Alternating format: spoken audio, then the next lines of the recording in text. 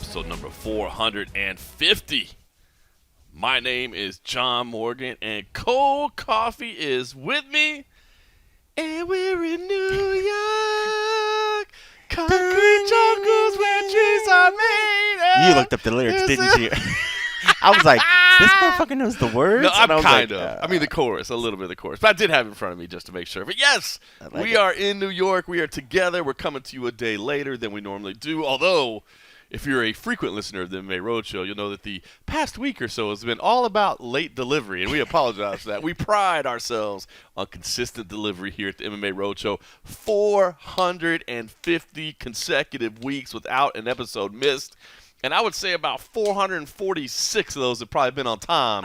It's just that these last two have been a little bit late. But this one was a conscious decision. Whereas last week I was just getting crushed. This week we decided, you know what? Why don't we put it off one day so we can actually get together and be in New York for UFC 295? Yes. I probably would have been better if we got together last night because then I wouldn't have drank at the bar and had that massive headache this morning. I had all kinds of plans I was going to go do this morning, and then it was just a matter of I feel like death. I'm going to stay in bed.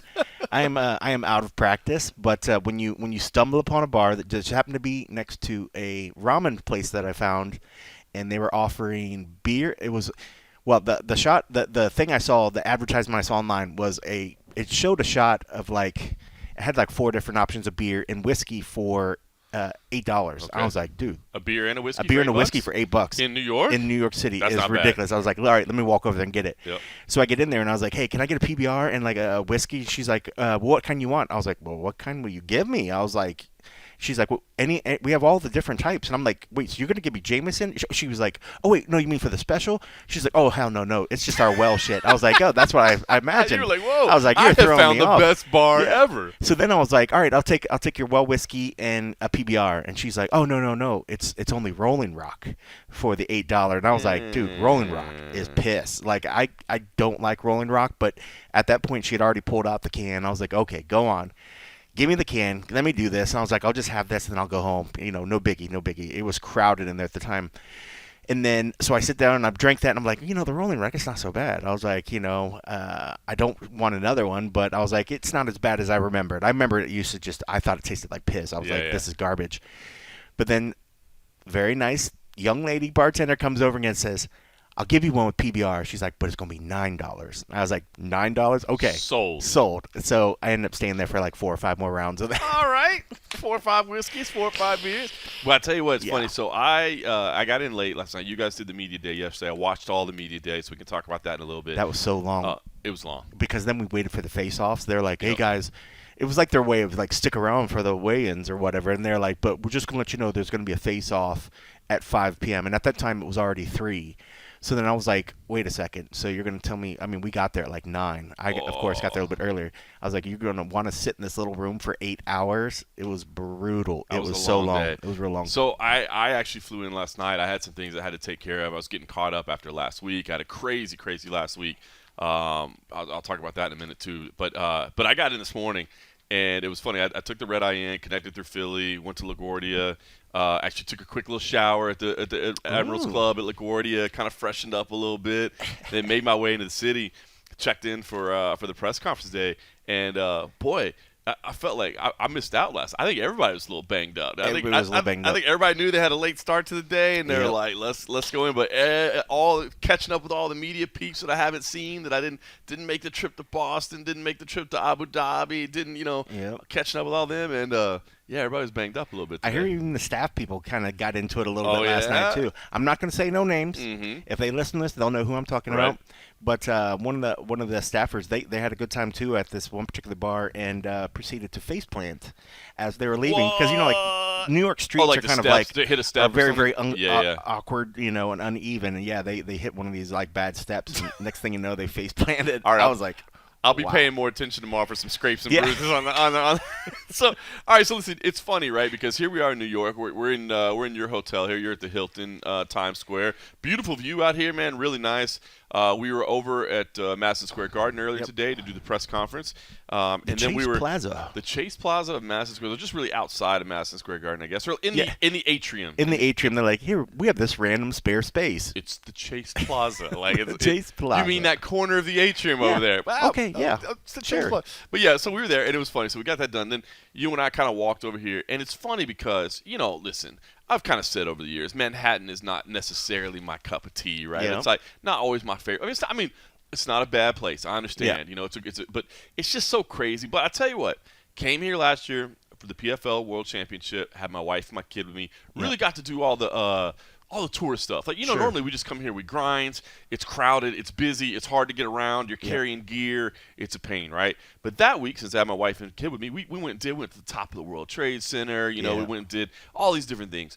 And I enjoyed myself. I really did enjoy myself. And then tonight, you and I were kind of walking down the street, and I was noticing, man, like, I think that's 8th Ave over there, where it's like, man, it's like, it's looking like Tokyo now, right? Because like all the video boards are like the light up screens, the high res 4D, all this stuff. And I was like, this place is starting to grow on me a little bit. It's cool. Man. Times Square is cool. It's kind of starting to grow on me a little bit. And then Cold Coffee looks over at me. He's like, did you see that dude over there with his pants down taking a shit? Literally 3 feet to my right, we walked past him.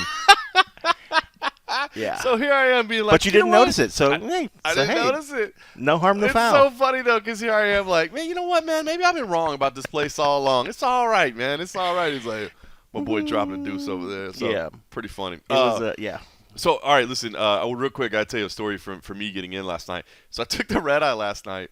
Airport was pretty much empty at Harry Reid. Show up.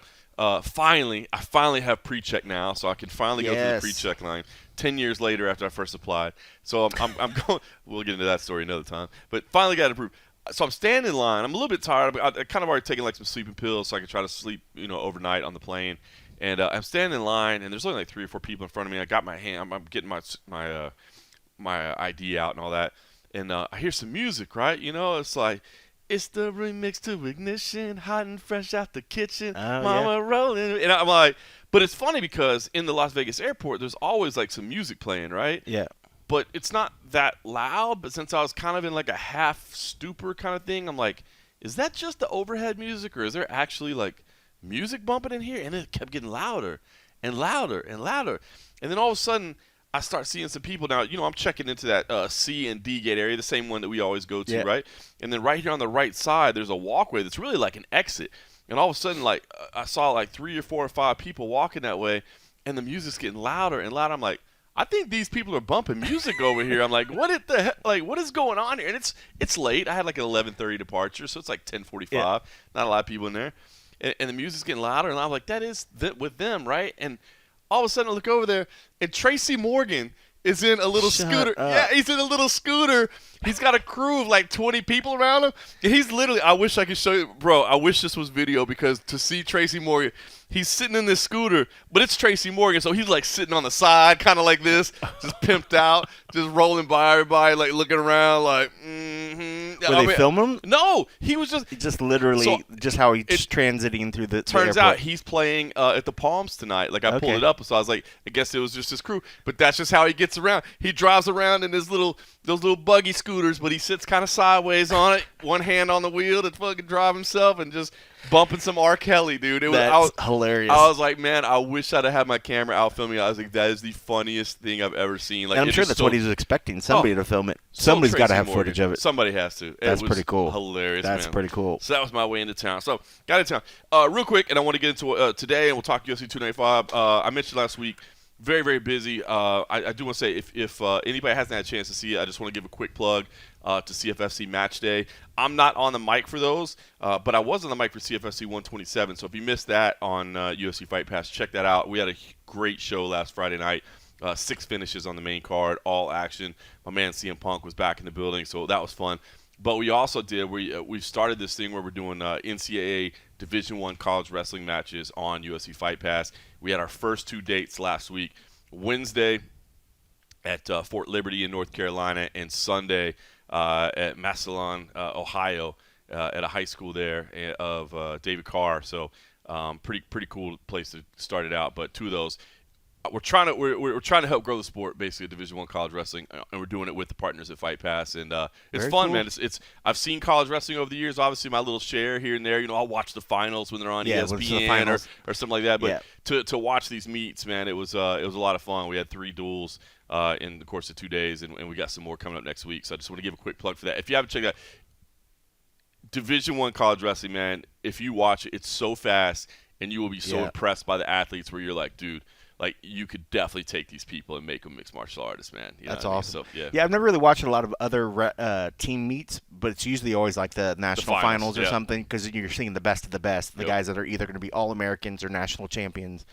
But yeah, that's very cool. But yeah, D1, man, you can't really go wrong. I mean, nowadays, you're even going into the further. Now I think D2 or D3, maybe they classify it as something different. It's kind of weird, whatever. But even traditionally, back in the day, I mean, like those wrestlers are still badasses as well. So I mean, that's really, really cool. So that's neat, man. What a very cool experience. It's super cool too. So we're gonna do after we get through this week, we're gonna do 2 more next week. The first one will be next Friday. I believe that's the 17th. And we're on a wild horse preserve out in Wyoming. Are you gonna get on a horse? In the middle of Wyoming. No, I'm not getting on a horse. Are you crazy? No. I'm behind the scenes. The production work is too important. I can't risk injury. No, I'm not getting on a horse. It's a wild horse. It's a wild horse reserve. But I'm sure they have some horses there. They probably do. Yeah. They definitely do. I'm not getting on. We're doing that, and then we're doing Humboldt High School on Sunday, which will be Humboldt, Iowa. Would be good. So anyway, check it out. It's part of the CFFC family. It's CFFC Match Day. Shane Sparks is on the call, so it's good stuff. I said this on the and a half episode, and I'll say it here too. I mean, if you're a fan of college wrestling, do me a favor, please watch it and tell me what you think, because we're trying to do it like Rob Haydak from CFFC is so passionate about college wrestling, man. He wrestled in college. He was a coach as well. Like, he loves the sport, and so he wants to do right by it. I want to do right by it. We all want to do right by it. But if you're a fan of college wrestling, do me a favor, watch it. Tell me what you think we're doing right, what you think we're doing wrong. Love to hear the feedback. And if you're not a fan of college wrestling and you've never seen it before, watch it too, and tell me what you think about the sport, because I'm telling you, I think when you watch it, it's highly entertaining, and I just love to hear feedback, because again, these were our first 2, so we're trying to grow it and make it better. So, all right, let's talk about UFC 295. You guys did the media day yesterday. We can talk about some of that. Anything you heard from there, because I watched the whole thing as well, so I'm definitely literally felt like today was kind of like a repeat when it came to like like a lot of times when you have like the press conferences today, especially if it's open to the fans, you get more of like just sort of a laissez-faire, sort of like people just throwing out answers, and there will be some repeat stuff. But I felt like today was like a legit like press conference, people asking like the questions that we could have heard yesterday and maybe we did hear, but I thought it was a pretty serious, like, well done press conference. It was today. Well, that's why I see. That's why I want to say is that, and I don't want to start this on a negative thing, because look, you could take shots at UFC 295, right? We don't have Jon Jones and Stipe Miocic, so I know a lot of people are going to be disappointed. I've been saying all along, and I've had people tell me I'm crazy, but I still think I'm right. I actually like Aspinall versus Pavlovich as much as Jones versus Stipe from a competitive standpoint. In fact, maybe even more from a competitive standpoint. Now, it's not a Jon Jones fight. Like, I am let down that I'm not getting to see the greatest of all time versus the greatest heavyweight of all time in Madison Square Garden for all the marbles. Like, I'm bummed. But in terms of, like, fights that you look at and you're like, because we already thought these 2 guys were going to be the future of the division, right? We thought they were going to be the future of the division. To see a fight that you're like, I don't know who's going to win this fight, to me, that's the best thing about MMA, because we can always look at a fight and be like, well, he's got a chance, 4-ounce gloves, you know what I mean? But when you're really like, dude, I don't know who's going to win this fight. Like, it's exciting. So I don't want to poop on UFC 295, because I am actually stoked about these. But I guess the one point I did want to make is I do feel like today was a miss with the press conference, man. Like, because no audience, man. I feel like you're right. They're going to say because no Dana. No, well, I mean, that maybe. I mean, I know he's got a lot of stuff going on. He's doing a ton of media. He's getting ready for the Callum Walsh thing. Why are you looking at me like that? Because what's your bread and butter? 295 UFC, or is it this boxing thing? This kid that he's promoting, like Twisted Steel. It's like this kid is his version of Twisted Steel, except it's his boxing, his prized boxer. You got his prized bull. He's got his prized boxer. Like, what's next or whatever. I just thought it was lacking that he wasn't there, and he didn't even make it to the face-offs. He had Hunter up there. I will say this, because my assumption is he was out doing other media. Like, he was doing a national media tour for UFC 295. Like, he's doing radio hits, TV hits, all that. If that's not the case, if it literally is Yeah. just because he's hanging out backstage at the boxing match, getting ready for the Callum Walsh fight, Yeah. that's a massive miss. If it's because he felt like his time could be better served hitting all these other media outlets, all these TVs and whatever, Ones then at that that don't point, want to pay attention to this press conference that they're putting on, that they could have just sent people to. There's my pessimistic cold comment right there. He's not calling him out. No, I get you are. It wasn't okay. Like, I mean, I just find it would be very, very. It's one. I mean, like, if he was, say, he's doing radio hits, or if he is doing a TV hit that just so happened, unfortunately, to fall at the same time as like the press conference. The press conference has always been his moment. Maybe if the fans were there, he would said, "Okay, I'll go," because the fans love seeing Dana, and he realizes that he takes it up to another level. But in terms of a lot of the media there, still really haven't got a chance to see him since a lot of things have happened. And like, why wouldn't you then make yourself available for the other media that want to talk to you about it? So if you're all promoting doing, I just don't think there could have been anything bigger than a press conference to actually showcase your stuff. But if in fact he was off doing something, I guess that's fine. That's good for whatever. I would hope that they were very big outlets that had some sort of crunching issue as for why they couldn't wait to do it before or after.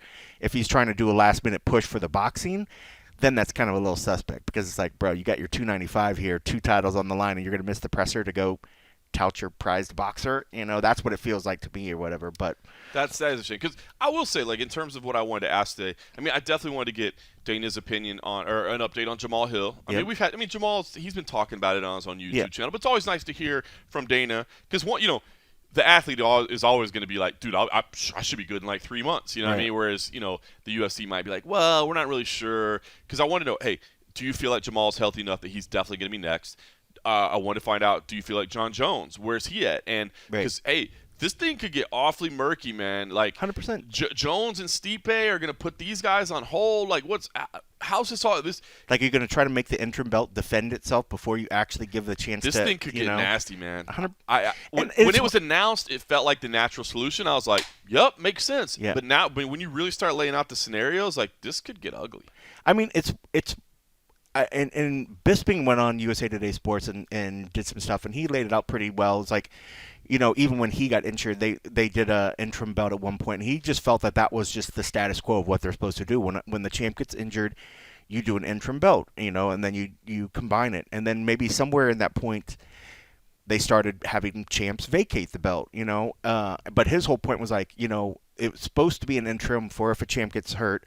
And if there was any fighter out of all the fighters, why not give the opportunity for the GOAT, the guy that most people are saying are the baddest man alive, who's done all this stuff for the division and as a champion? Why would we make him have to vacate it if we've done it, if we've done interim belts for others, even like Bisping? And I agree. So it was a good point, but it would just been interesting to hear that coming from, from Dana's side for others that maybe haven't had a chance to talk with him, and just to rehear it again. And plus, our numbers of something that he does. I felt like I love seeing Anik talk, but I felt like you guys were all have to try to think of like, well, what can we toss to Anik to make this work? Well, and it's funny you say that, because I never ask Anik questions at the press conferences when he runs them, because to be honest, like, he's just there as an MC. Yeah. So it's like, but he's put in a weird, awkward position. It'd almost be better if Hunter was up there, because he actually understands the legal issues, contracts, the other sort of stuff. Right. Like, if there was a person that's going to be there, it should be him. But I think also with them, they also want to control what access to things that they can get. Like if you're putting the main guy that's like Dana's right-hand man, people are going to feel that they can ask stuff that they won't ask, that they won't ask, and then maybe stuff will come out that they don't want to have come out. Well, that's fun. All right, so that leads me to 2 points. So number one, I never ask Anik anything when he's in that role. Today I did, just because it did feel weird. Like, this is the 30th anniversary press conference. Yeah. And that's another reason, kind of weird, I guess, maybe that Dana wasn't there, right? Like, this is the 30th anniversary. So at Madison Square Garden. We're literally in the plaza of Madison Square Garden. All right. But where were you, bro? Yeah. All right. So, yes. So that was. I did ask Anik, because he is pretty eloquent in saying things like, what is this? What do you think this represents for the sport and the history and all that? And he laid it out nice. He was just like turned it to the athletes and that sort of thing. But it is funny, because I had several people ask me on different social media platforms, hey, do you think anybody will ask about the case, the lawsuit, right? The antitrust lawsuit, and the developments, and the fact that it's going to be going to trial and all that. And I did try to tell people, listen, a press conference is not a great place to ask stuff like that if you want a real answer. I mean, if you just want to check off the tick mark that I asked the question. If that's what your goal is, to say that I got in front of him and I asked the question, you can do it. If your goal is to actually get a thoughtful answer and to try to get maybe some solid information, the press conference isn't the place to do it. The press conference is the rah-rah. We got our pay-per-view coming up. We got these guys that are cutting weight that don't, that their time is precious, and I'm not trying to waste their time talking about company business. So I never intended to ask anything anyway. But then once Anik was up there, then you knew well, what's there to ask? Yeah, and he'll be able to kind of gloss over it a little bit and give a little something. And I think he probably hates when he's put in that position as well. But he does do a very good job of sort of just like towing the line, saying what needs to be said, but without getting too elaborate and making it about himself. He's always been very good about sort of promoting it and then being like, okay, let's push it back onto the other guys here. And the truth is, because look, and when Jon is in that position, Jon Anik, he could say something that could cost him his job. Yeah. You know what I mean? Whereas Dana, Hunter, those guys, they can't say anything that's going to cost them their job. Yeah, you know what I mean? true. So, like, it's almost, like, unfair to ask Jon Anik because it's like, well, hold on. I'm not involved in any of those decisions. I'm not involved in anything business related. I'm not involved in any matchmaking. I'm not involved. Yeah. You know what I mean? So, like, when you ask my opinion, like, well, who do you think should be next? I know he has a podcast where he talks about and gives his opinion, but in that situation, when he's on the company dime, when you're asking him questions, I almost feel like you're potentially putting him in the line of fire to cost himself his job. That's true. You know what I mean? So That's true. I always feel a little bit bad about it. So, but I thought today was a miss with not having the crowd there because I just and I don't know whether it was an operational ease for everybody because everything was at Madison Square Garden. Because normally we do the theater. The theater right now though is being set up for boxing. I'm going to head back over there later and check out what the box because I've never been to. I've been to press conferences in there. I've never been to boxing match in there. I want to check it out. See, Callum Walsh be on UFC Fight Pass. Go check it out. But we couldn't use the theater because that's being done for boxing, right? But so I don't know if that was a decision to just like, well, let's keep everybody and everything in one place. I'm sure it probably saved expenses. Like if you were to go rent out Radio City Music Hall or go rent out another thing, now you're adding a cost. So I'm sure it was probably a cost-saving standpoint and an operational ease because you're not splitting your team. Now you're all on one property. I mean, you think about it. We checked in one place. We went to another place for the press conference. They shifted us to another place for the workplace. Then they kicked us out. I mean, they've got that Madison Square Garden thing figured out where they can move you all around. But I would say to whoever was planning or made those decisions, I think that was a miss in retrospect. And I hope they see it the same way. And maybe they don't. Maybe they don't care because they say, well, we got our press conference done. Right. We got our quotes. We got our face-offs. We're good to go. But, man, this is the one place in the whole world. Maybe I won't say the whole world because like Brazil is awesome. Like there's some great places, but definitely the United States, man. The atmosphere that is in those press conferences and here in New York is different, right? Because you got people hooting and hollering. They're talking shit to the guys on stage. They're talking shit to us as media members. You know what I mean? They're out there just heckling, and it's just a different energy. And especially with those guys today, that none of them are big talkers. Obviously, three of them, their first language is another language. They're doing their best, especially Yuri does his absolute best. But I don't know, man. It felt a little empty, despite the fact that we got two great fights, two incredibly competitive fights, two potential firework fights. It felt like it lacked that energy that you get when you get that crazy New York crowd in there. I can definitely see the energy part 100%. But it's funny that you mentioned that because I was sitting near some staff that were afterwards when we were up in the area working, and they were kind of sort of like saying to themselves like, well, that went better than we thought. It went well. They're like, it looked fuller than I thought it would. Because there's no crowd. Because there wasn't like crowd, but also even the media turnout. Like they were pushing everybody sort of towards the back of the room. I don't know if that was partially to fill for the camera stuff, which makes me wonder because it seemed like even at media day, it seemed like there's a decent amount of media that was there, but maybe the turnout for the media wasn't so big, so they were afraid to have that big giant space. But it does make you wonder. And I guess we'll know for sure at the ceremonial weigh-ins tomorrow of what the crowd reaction and the crowd response to this fight. If that's their way of saying like we don't think we were going to be able to fill out the presser anyways, and we don't have a lot of media, what's the point of paying all this extra security and paying all this extra to get this room, and then have it look empty? And then for this is their way of probably. I still do believe it is probably because of the boxing and saving money to use that room, that space that we had today. It wasn't even a room. They literally just pipe and draped and then sat chairs up, which they immediately broke down afterwards. It was just sort of a a walkway. It's a walk-through space, to get to some of the other spaces, and they turned it into a makeshift presser room. So I think they were happy with how it turned out, but I think for them, maybe it belies something else that we're not recognizing yet, in the fact that maybe the crowd isn't really as big about it here as we think. Like people were maybe going to travel for Jones and Stipe, but who knows how many were really gonna actually pick up and travel for that fight. So if the crowd here isn't really into it, and especially now after the crowd dropped out, maybe the New York crowd was going to be all about Jon Jones and watching Stipe, but maybe they're like, wait, who's fighting? Yeah. None of them are from here. Both title fights, none of them are Americans. It's just like, why am I into this? It's such a weird thing, right? Because I get it. Like, I understand both aspects of it. Like, you want to see the superstars. Yeah. You want to see the ones. But, like, how many times do we have title fights where the champ is like a minus 600 or something? It seems like it happens more often than not. You know what I mean? To have a main and a co-main event that are legit pick 'em, right?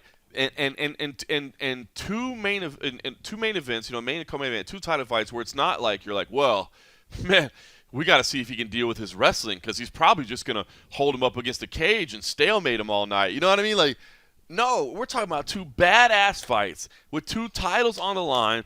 But, and I know, man, I remember, our colleague Abu Subhan, I know he was talking about, like, maybe coming over here, right? Like, I know he wanted to come over, big 30th anniversary show. Well, but I mean, at least Aspinall's here. I mean, that would have been some. But I know he wanted to see Jones. He wanted to see Jones, right? Yeah. And this, but he wanted everybody wanted to see Jones. He wasn't going to work it, but he wanted to take a little vacation. Yeah. But he started looking at the tickets, and he was the one I think that first made me aware. Like, dude, like the cheapest ticket you could get was like $700. That's crazy. That's to get in, and you're not coming by yourself. So now you're paying $1,400, plus you got to fly, plus you got to pay a hotel. Plus, you got to pay everything. Do you think they didn't adjust prices after that fight dropped? I'm sure they had to have. They just called it a price discount, or something. Dynamic pricing. Well, and they're supposed to, offer, once a main event changes, they're supposed to offer refunds or whatever. Required by the state. So, but I don't know if we've ever heard, or maybe they did sort of allude to it, or maybe it was something that you phrased in the question or something about somebody we haven't really heard of like bulk refund requests or anything. Not that we ever really hear those numbers anyways, but I haven't heard people say, well, I was going to New York and then all of a sudden I stopped. Yeah. I heard me say that I was willing to not come. I was like, I thought I was going to go. I thought it was me filming Jones's last one, Jones or Stipe's, retirements. I know. I thought we were getting a Jones Stipe double retirement. Yeah. I really did. I mean, but you're right. In terms of competitiveness, spot on. Like, both of those fights are very, very competitive. As much as I love Stipe, Jones, I was already writing his name on the deed. He had the belt. It's his to keep. Yep. He's not giving it away.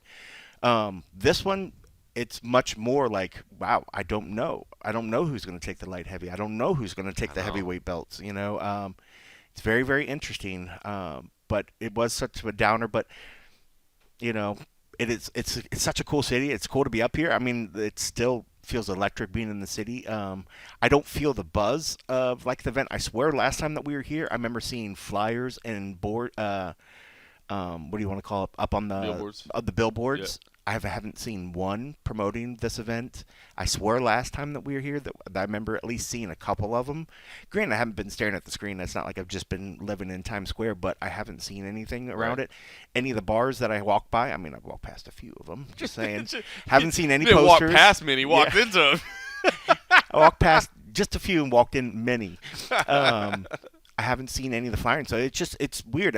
But plus too, I guess that was the artwork, the whole trying to switch up artwork and all that kind of stuff. That kind of really throws it out the window right there too. So it's not like you can just send something to a printer, print out stuff, and then distribute the flyers, all sort of short notice. So maybe that's part of that, at least with the flyers that you would normally see at the bars.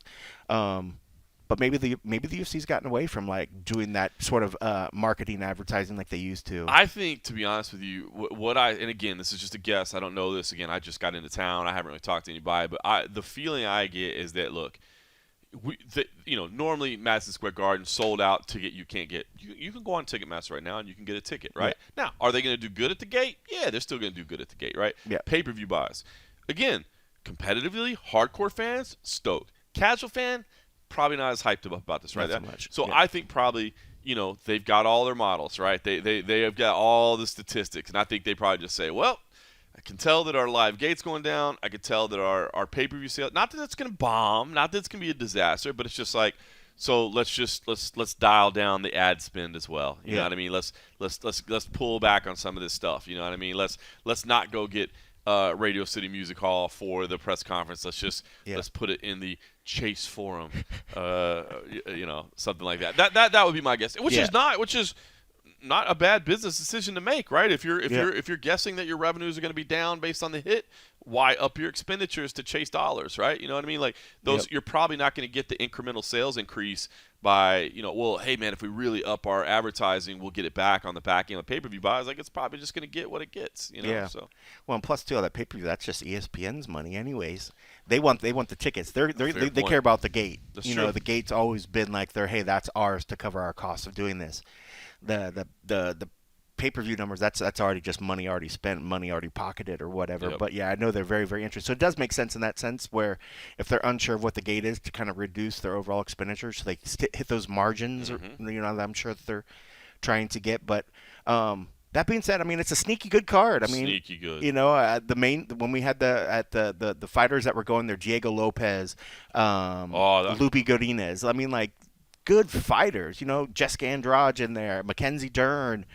Did you see Mackenzie at me today? She looked fantastic. She was wearing this like crazy like purple outfit, or this purple like jacket and something else. And I think it was Oscar that pulled up a picture of like Willy Wonka's one of his outfits. I was like, no, bro, she's hot. He's goofy.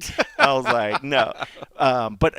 And she said some crazy things about, dealing with the relationship of, so that sort of ending all that stuff. And like this fight's pretty much paying off money owed to the ex or something, like shit you don't think about, like here we are like, oh, here's Mackenzie, oh, it's going to be a really crazy fight, but then there's all these other internal things that these fighters, these struggles and these things that they're going through while they're going through fight camps and all this other kind of crazy shit. It's so well said, man. I think people forget about it all the time. Like, for instance, Jessica Andrade, flip side of that fight, right? Yep. She said similar things, right? Because people were like, why does she keep taking these dumb fights? Why is she, who's she listening to? What is she doing?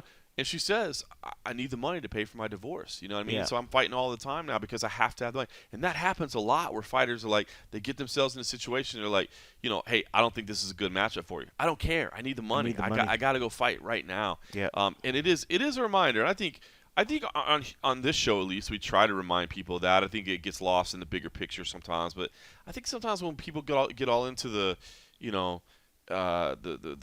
the selling of the fights and the storylines and all that, you forget, man, you're not talking about a wrestling character. You're talking about a person, dude. Yeah. You know what I mean? That's dealing with some shit, know? And you're right, man. I thought Jessica and Mackenzie both were talking about it. And, just a reminder of, like, what people are going through, man. Yeah. It's rough. But, the card, I think it's so, the noise has been so top heavy just because of the big change ups with the main and the co-main and the switching around those bouts or whatever, that people are kind of, not that they're sleeping on the rest of the card, but this card, I wonder if in its current matchup, if it would have been better, say it over at like at the O2 or something where there's, some more international flavor or something like that, or even if this card was like in Brazil or something. Dude, if you look at the way it ended up shaking out, Yuri Prohaska in the main event, Tom Aspinall in the co-main event, like at the O2 Arena in London. It would have been gangbusters. God. Yeah. Oh my God. And then I think the crowd would be there because just that London crowd just brings it, and they're just crazy energy anyways. Amazing. I think it would have been a really, really hit. And I mean, I think if they had their druthers and they were able to plan this card out as it was, that would have been the location on their mind more so than like a Madison Square Garden or whatever. But that being said, it's a good card. I mean, it's gonna be a lot of fun. These East cards are tough because by the time we're done, you're going straight to the airport. Yeah. I'm just gonna come back here, and I think I'll get like a couple hours of sleep, and then I think my flight's at like 11 or 11:30. Just because I wanted to at least try to sleep a couple hours or something, even though it's not like great sleep because you're always worried about trying to wake up for the flight or whatever. Yeah. But dude, it's getting harder and harder to go straight to an airport. Oh.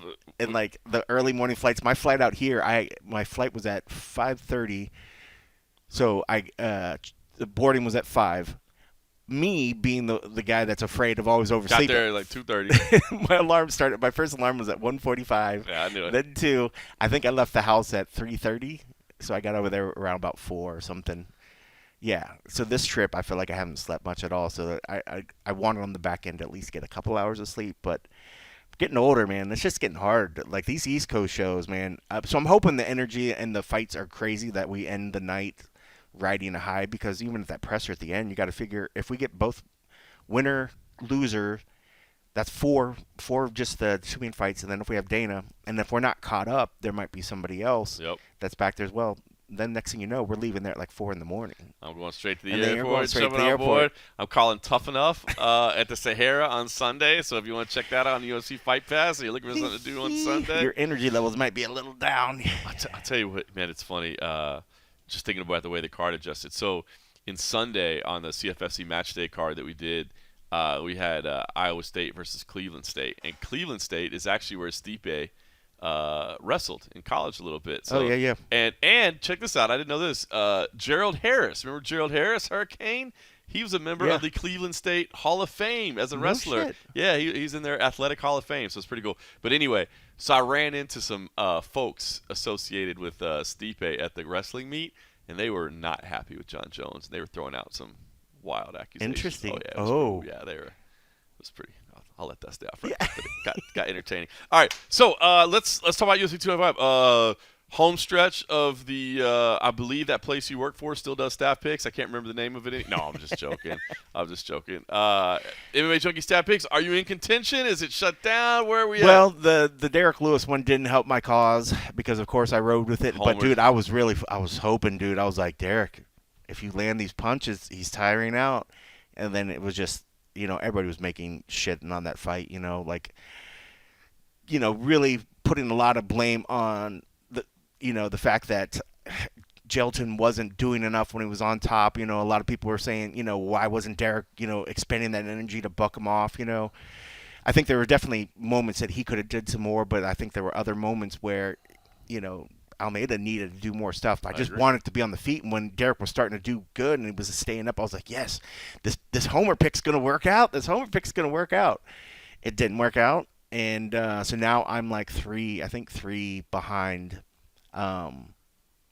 Nolan. Okay. This card, everybody besides like Matt E picked Alex Bahia, Everybody, yeah. except me. So you got Yuri, I picked Yuri. Part of it was trying to make a play, right? but I do think he has. I just hope he's 100%, and that he's been doing all this stuff. I'm not swayed by his samurai mentality and all this other stuff. Part of it's a pick to play to like try to make a pick that they haven't, because I got to catch up and we're running out of events. But I do think he has a chance. I do too. I think he has a chance. I mean, I think he's smart enough, and if he can not try to just make it a slugfest, try to get him down, but just be smart, pick his battles. But we saw what Glover did to him. I mean, like, I couldn't have imagined that fight. I mean, I think all of us. I don't know if any of us picked Glover in that fight, and he It was like, we love you, old man Glover, but there's this is no not- way. yeah. There's no way. So I mean, there are parts of Yuri's game that I'm worried about, and Alex. But we know it's just the power. I mean, if he could take the punch and if he could not give those shots.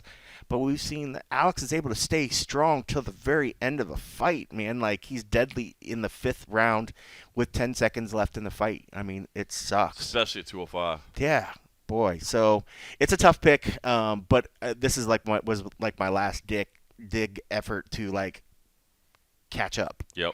Because we have what? It's November now. We have maybe 6 more events. Yeah. Roughly. Yeah. I got to catch up. Got to make a move. I got to catch up. So this is either going to put the nail in the coffin if I go too far behind, and then I hope it's Nolan. I hope he hasn't won yet. So he's been on top of the leaderboard for a little bit, but yeah, I'm just trying to play catch up right now. But I think it's a solid pick. I don't feel too worried about. I mean, I don't feel like it was like with the Derek one. That was just a heart play, and I didn't. Yeah. I kind of knew that I was giving up that pick. But with Yuri, I'm not so sure. I'm not so sure if that's just me being like trying to play gamesmanship and trying to get one back. But if he comes out and pulls it out, I'm certainly going to be like, "Why? I can't believe y'all just bought that hype on this Bahia guy." Like, I mean, what have you really seen from him? He's only been here like 7 times. What have you even seen him with the guy? He doesn't even know what weight class he's his. Well, it's funny because to your point, I mean, the one thing because again, anytime somebody's coming off an injury, the one thing you worry is were they ready? Did they rush back? I do feel like the fact that he already got stripped of the title, or sorry, he gave it up. Yeah. I'm sure there was urge into giving it up or whatever. It wasn't just a moral play. But so there's no reason to rush back, right? I mean, the title's there when you come back. It's not like you're like, well, dude, if I don't come back now, they're going to take it from me, and that's going to screw up my pay-per-view points, and that's going to screw up my what. It's like, no. Just so I don't feel like he would have rushed it back. So I feel like he's good 100%. But then you just get into the fact of it's like, can the chaos that he creates overwhelm, the kind of stoic, loaded up power, deadly at any time kind of stuff that Pajeda has? And Yuri, of course, the thing about that chaos he creates is that he leaves himself wide open too. You know what I mean? And that's the scary part. That's the scary part. But he might just leave his chin out there and then it's done. But he might hit a cartwheel and jump off the top of the cage. Because Alex leaves his chin out there too. He takes it. Yep. He's got a chin on him. I think if it became a matter of just battle of wills and like, all right, I'm gonna leave my chin out, you leave your chin out, and let's just slug and see who wins. I think Alex has the power now. Right. I think he has that. Yep. But maybe Yuri catches him with something. I mean, we've seen him. We saw Alex, Izzy, flatlined him. Yuri's got more power than Alex, than Izzy. Yep. I mean, 100%. Izzy just had pure technique. It was just a perfect strike. So anything can happen. Anything can happen. I think now Alex, we've just started like pushing him into this Terminator role, like he's this unstoppable force, and that's not exactly true, Right. But I think this would be a tough test, and this has the possibilities of taking some of that shine off of him, and maybe people will see him more as a human being, and instead of this guy that was like that was the bane of Izzy's existence, and then he changed weight division, and he looks even better than what he did at his previous division. Or it could be a matter of like, dude's so badass that he's just going to become a champion in any weight class he goes into, and it could be that case.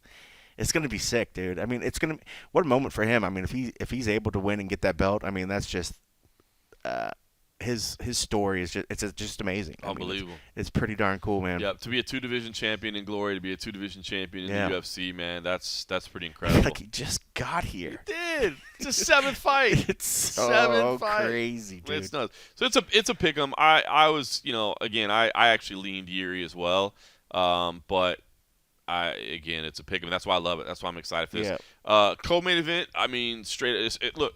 Doesn't take a genius to break this one down. Sergey is an absolute destroyer of men.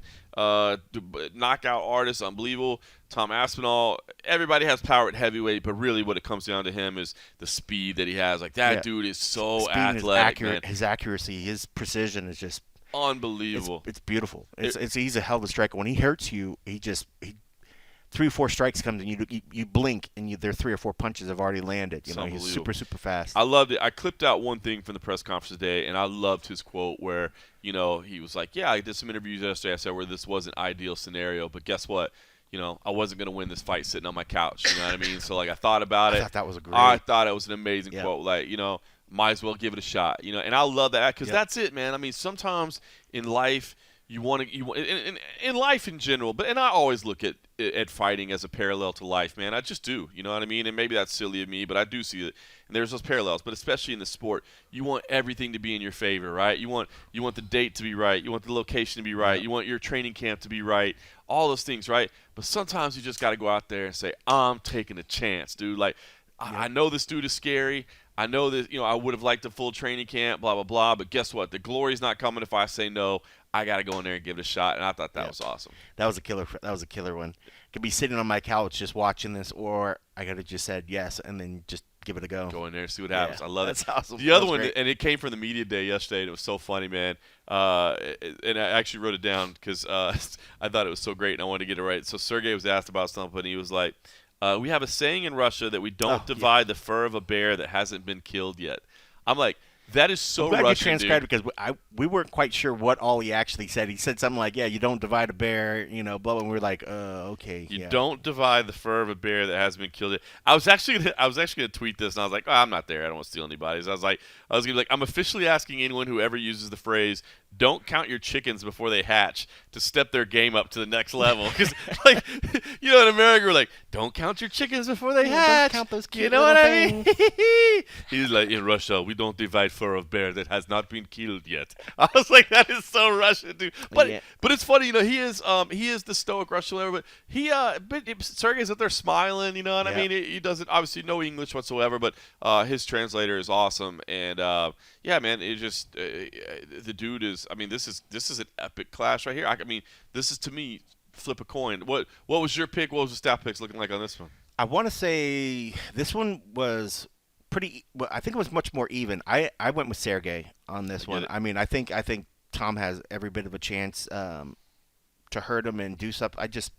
Sergey. I mean, he's just a block wall that just moves forward and just devours and just knocks people out. So yeah, I lean towards Sergey, but I wouldn't be surprised if Tom's able to catch him with something. All he needs to do is stun him, and then he lands enough punches, and then let the ref get in there and stop it. I mean, he's so quick, but I just think that and it's plus with these heavyweights with the power, it's not like you need weeks and weeks advance of training to work on your power that's already present. If Yeah. anything else, we've seen times where people on short notice fights don't have the pressures on their shoulder because people already expect them to sort of not lose, but maybe not have the best showing because they haven't had a full fight camp.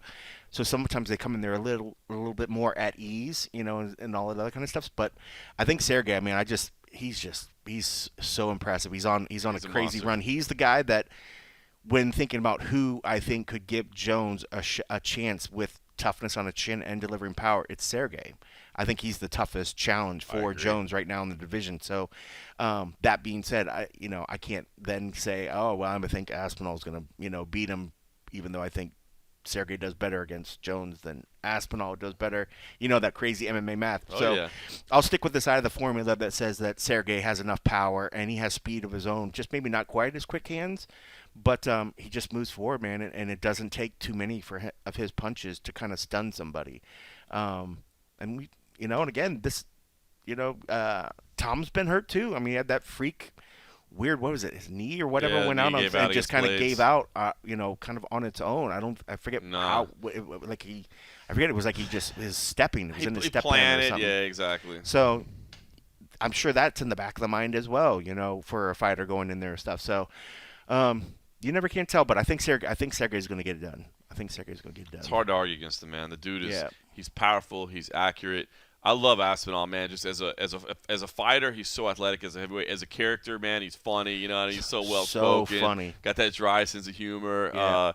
Man, His shirt bit that the whole about the shirt today. gotta look sexy. But even the guy was like, "Oh, so hey man, shout out who made this shirt?" And he's like, "I paid for this shirt." Yeah, I don't have to give him a I shout don't out. have to give him a shout out. If they give me something for free, I'll give him a shout out. I was like, "Yes, dude." I actually clapped at that. I thought actually that was clapped at that. so good because I mean, if I thought about it, if it was me, I probably would have said the designer. Yeah. I didn't think anything about like Like, that. wait And a I was minute. like, "Wow, that's much better." Yeah. I That's probably much paid a few better. $100 for this shirt, dude. You know what I'm saying? I'm not giving them a shout out.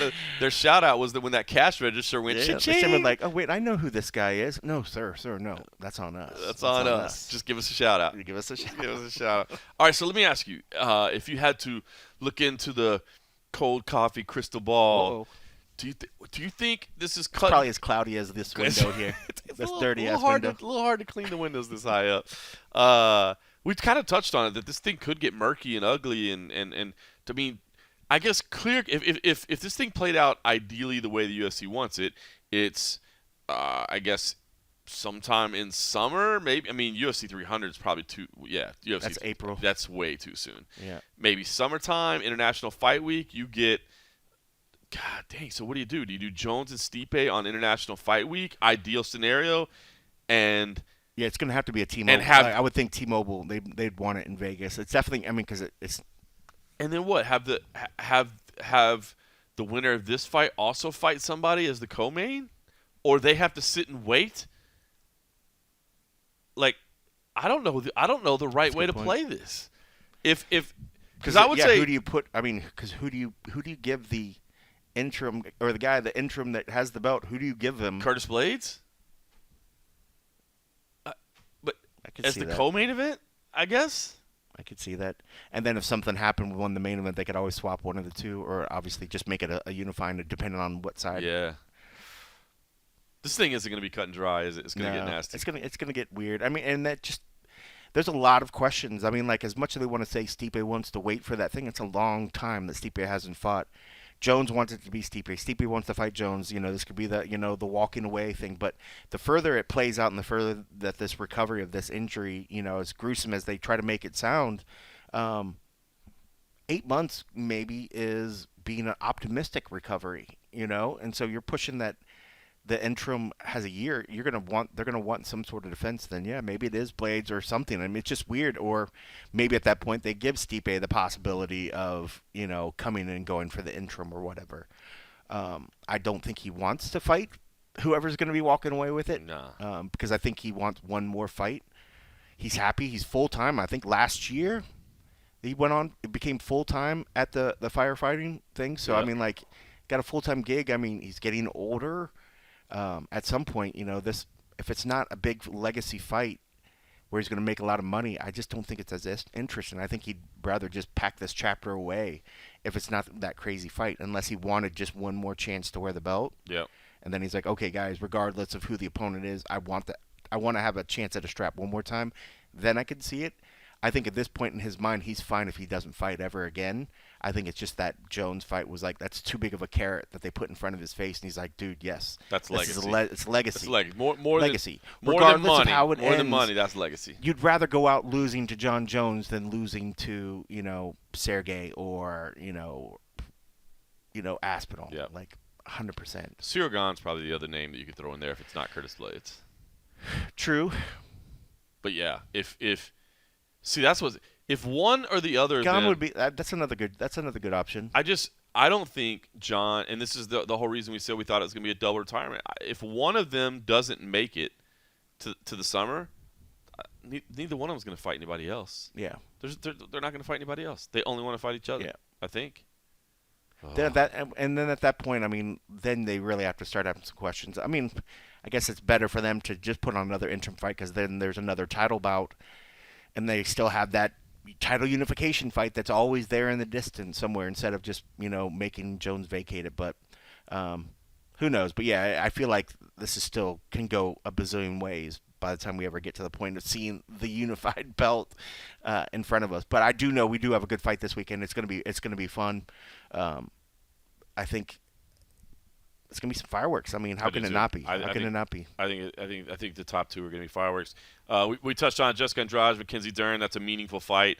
Both of them are dealing with their physical struggles as well and their mental struggles. But this is a meaningful fight. Matt Frivola versus Benoit Saint Denis should be absolute fireworks.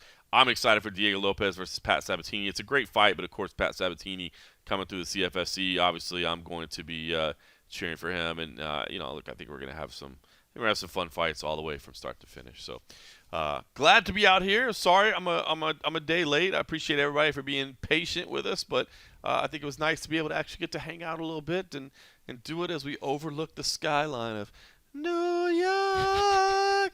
There's a little. You can take a shit on the sidewalk. Part of me was wondering. I mean, yeah, I don't know. If I was in a better spot and I wasn't lugging gear, it's not like I would be like, dude, are you okay?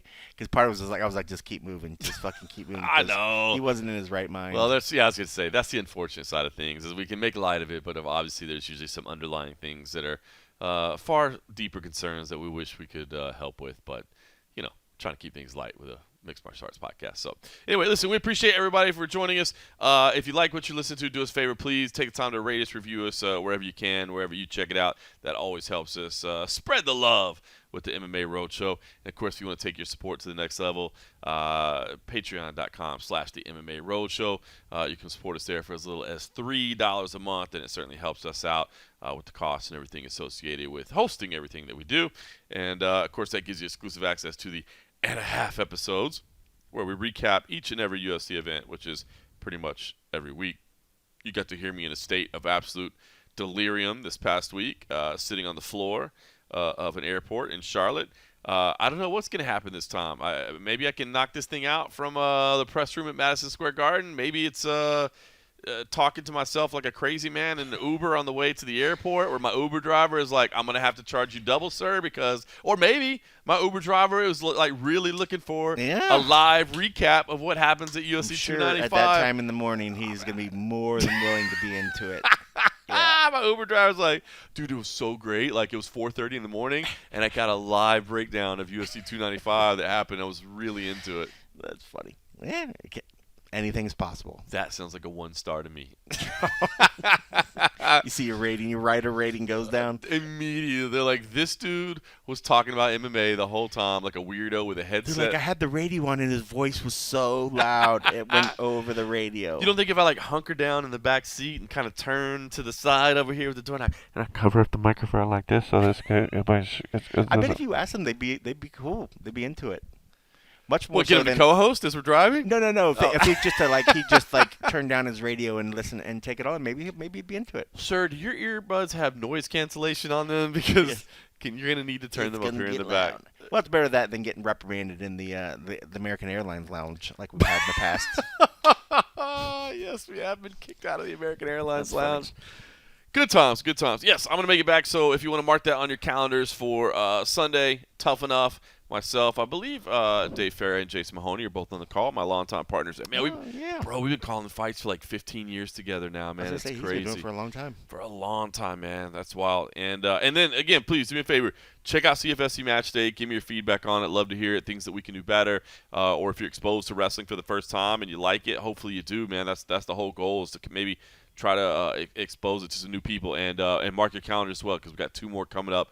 Friday in the middle of nowhere, Wyoming, which is going to be crazy. The visuals on that are going to be unbelievable. And then Sunday in the high school of Iowa State coach Kevin Dresser in Humboldt, Iowa, which will be pretty cool because it's a wrestling crazy part of the country, and they're going to have that high school packed out. So definitely looking forward to that, and lots more stuff coming. We made some more announcements. CFSC, we're going to Atlantic City in the middle of December, and then at the end of the year, we're going to have back-to-back nights of submission grappling and Muay Thai on back-to-back nights. We have our first Muay Thai event as well. So continue to add dates to the CFSC fan. I told you there was big things coming on. I told you they were happening. So appreciate everybody that supports us there. Appreciate everybody that supports us here. It's going to be a big fight. I know we're all a little bit disappointed. Won't try to hide that. Of course we all are. But I think we're still going to get something pretty special. So tune in on Saturday night. We'll recap it all after the action. And thanks for listening.